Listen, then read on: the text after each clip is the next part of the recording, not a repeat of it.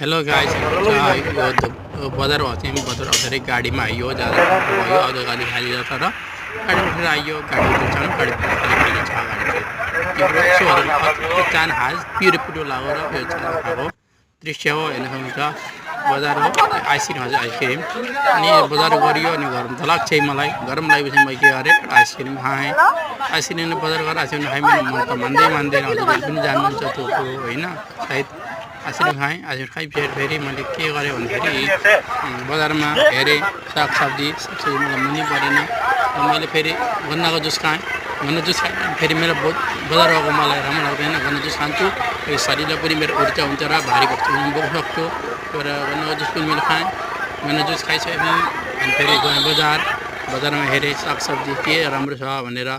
हेर्दाखेरि अनि मनपर्यो सागसब्जी त लिन त मैले भाँडाकुँडातिर मेरो मनको आँखातिर झल्क्यो र मैले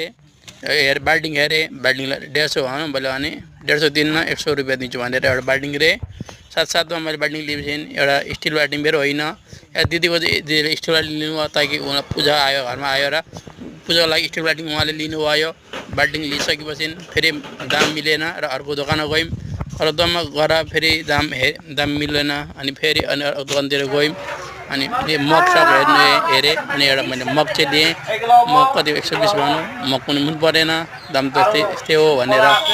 बाल्टिङ खान थालेँ बाल्टिङ पनि बाल्टिङ ठिक लाग्यो र ह्यान्डल चाहिँ धुल पत्ला लाग्यो र मैले लिइनँ